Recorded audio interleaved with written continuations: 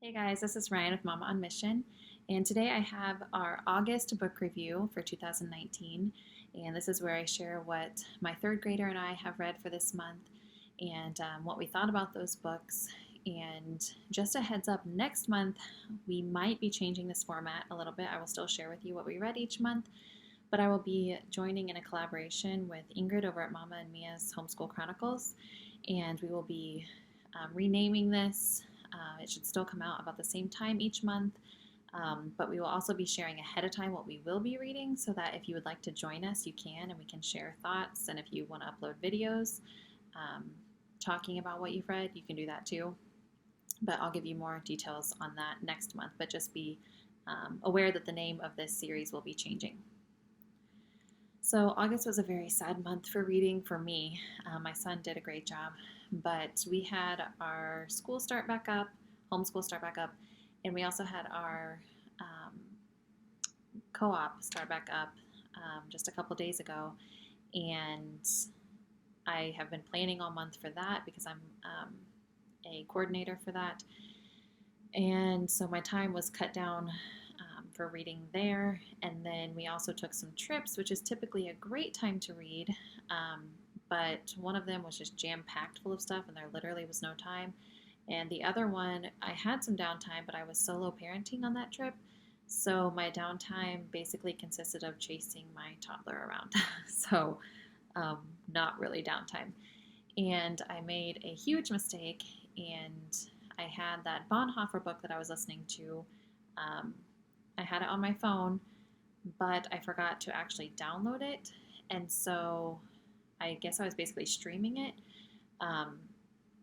And then when I got to this vacation spot that we were at, we had no cell service whatsoever. It was a fishing trip, so there was just no cell reception, so I could not download or stream that book. And so it went back to the library for the second time without me finishing it. So I'm on the wait list for that again. And so I didn't get very far on that book this month. It was a lot longer than what I was expecting it to be, so I thought I'd be done with this far before I actually will be done, which is hopefully next month if I can get it back from the library. And then I'm still working on Final Girls. I did bring this book with me on our vacation, but like I said, solo parenting, I was basically only reading at bedtime, and by the time I was done with my days, I was so tired I did not do much reading at night. But Final Girls by Riley Sager, it's a good book. I just am really strapped for time. But I have been doing some listening. However, I have not been listening to audiobooks because I am working on that novel and the Bonhoeffer book. I didn't really want to start a third book. I know I do that occasionally, but instead I've been listening to some podcasts. The one I'm going to recommend this month is called The Vanished. It's a pretty clean podcast. There are a few words here and there, but it's basically just talking about missing persons cases, and they talk to the family, and they kind of do it to just keep that person's name out there to hopefully eventually solve the mystery of what happened to these people. So it's pretty interesting. And then more than that, I've been listening to a sermon series by John MacArthur called The Lord's Greatest Prayer, and it's actually focusing on John 17, which is Jesus' high priestly prayer, and it's 8 different sermons, so it's taking me kind of a while to get through. But it is so good, and he actually refers to that as the Lord's Prayer, because what we refer to typically as the Lord's Prayer is actually the disciples' prayer, because that's Jesus teaching them how to pray. But this is more, he talks a lot about how Jesus is interceding for us, and it is so good. Very mind-blowing, like putting things in perspective that I had never seen before. So I highly recommend that sermon series, recommend the podcast, The Vanished, and then my 2 half-finished books that are so far so good. For my third grader, Jude, he read quite a bit this month because he did read in the car on our trips, and while we were on our trips, he would, if I made them, take a rest time, he would lay down and read. So he read Encyclopedia Brown Solves Them All. He read The Sinking of the Lusitania. It was a You Choose adventure book.